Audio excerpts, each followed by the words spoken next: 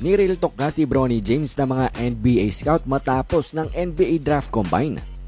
Well, matapos kasi ng 2 games na paglalaro ni Bronny ng official scrimmage sa NBA Draft Combine ay meron ngang sinabi itong dalawang NBA scout mga idol na hindi na nga disclose ang pangalan, pero sa report ay ito nga ang kanilang mga sinabi dito kay Bronny James. Sabi ng unang scout, positional athlete doesn't function as an elite athlete nga daw. Sabi pa nga dito na dapat point guard nga daw ang laruan ang posisyon neto ni Bronny, pero hindi niya daw kayang magpatakbo ng opensa. Pagdating naman daw sa shooting guard position ay siya ay nasa disadvantage ng dahil he cannot shoot.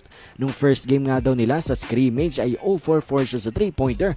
Pagdating naman daw sa second game, 1-for-3. Needs screens to create space and his only scoring came on paint touch floaters. He can only go left at ang supposed to be strength daw ni Bronny na defensively, pero he's a switch matchup nga daw, meaning mismatch nang dahil din siguro sa liit ni Bronny, 6'1 lamang. Every bigger player that switched onto him scored. At ang kanyang araw comparison sa NBA ngayon ay a poor man's Davion Mitchell, meaning hindi ganong kagalingan na Davion Mitchell.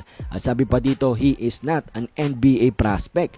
Sabi nung isang scout, pangalawang scout, if the Lakers don't draft him, I don't think anyone will draft him. Teams would want him nga daw sa 2-way contract. Siguradong hindi daw yan magugustuhan ng Clutch Sports, which is ang agency nga neto ni LeBron James. So yan nga mga nasabi netong dalawang NBA scout na ito matapos nga nilang mapanood itong si Bronny James sa dalawang scrimmage nga na kanyang nilaro sa NBA Draft Combine. And we can definitely say mga idol na hindi nga sila na-impress sa kanyang ginawa.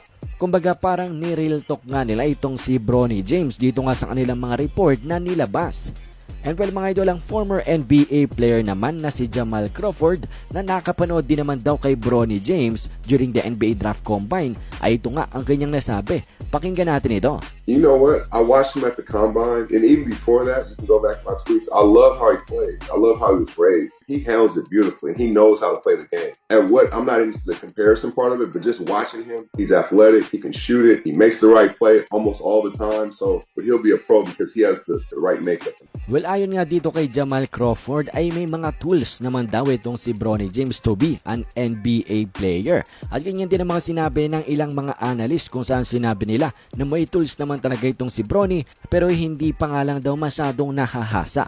Kumbaga raw pa ang talento ni Bronny James at parang kailangan pa nga ng pagsasanay at pag-iensayo. And I think kaya rin siguro sinabi ni Adrian Wojnarowski sa kanyang report na very likely daw na kapag na-drop si Bronny ay G-League muna ang kanyang lalaroan. Siguro para nga mahasa pa yung kanyang mga skills na medyo raw pa nga sa panahon na ito. Pero anyways mga idol, ano bang masasabi nyo dito? Komento nyo lamang ang inyong mga opinion.